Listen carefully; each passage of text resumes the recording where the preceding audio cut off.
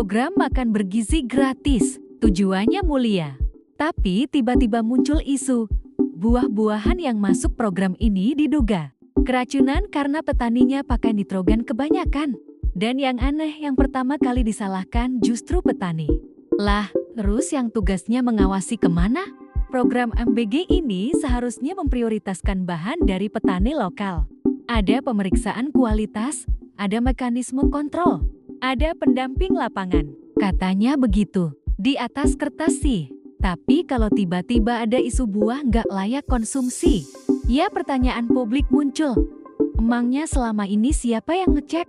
Media mulai memberitakan buah-buahan rusak, kualitas turun, atau teksturnya berubah. Dugaan cepatnya, petani pakai nitrogen kebanyakan. Kalau nitrogen overdosis, tanaman emang bisa stres. Tapi, apakah itu otomatis salah petani? Atau ada yang gagal mengawasi?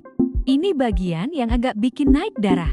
Program sebesar ini harusnya punya SOP jelas, pendampingan jelas, dan pengecekan kualitas ketat.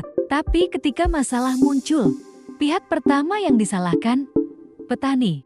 Padahal petani cuma pakai apa yang dikasih. Kalau dosis nitrogen tidak dijelaskan dengan rinci. Kalau tidak ada pendamping teknis di lapangan, ya wajar ada yang salah. Kok malah yang diawasi yang dituding? Pengawasnya kemana? Program nasional itu enggak bisa cuma jalan sendiri. Ada rantai panjang. Pemerintah pusat, dinas daerah, penyedia barang, pendamping lapangan, pengukur kualitas. Kalau buah masuk ke sekolah, itu berarti ada tahap-tahap yang lulus pemeriksaan. Kalau akhirnya dinyatakan bermasalah, berarti bukan cuma petaninya. Rantai pengawasan yang gagal. Tapi anehnya kok bagian ini sunyi, yang ribut cuma tudingan ke petani. Ini yang bikin publik curiga. Ketika petani disalahkan, isu teknis jadi fokus. Dan orang lupa bertanya, siapa yang memeriksa kualitas buah? Siapa yang menyeleksi pemasok? Siapa yang verifikasi standar keamanan? Siapa yang meloloskan buah yang katanya bermasalah itu? Bisa jadi bukan ditutupi, tapi dialihkan. Karena kalau pengawasan dipertanyakan, banyak pihak yang bisa ikut terseret. Ketika petani disalahkan tanpa proses yang jelas, efeknya besar. Reputasi petani rusak, produk lokal dianggap berbahaya, dan akhirnya muncul usulan impor sebagai pengganti. Kalau hasil akhirnya berujung impor, ya wajar publik bertanya, ini masalah beneran atau ada yang diarahkan? Karena ketika pasar lokal digeser, yang paling rugi itu petani.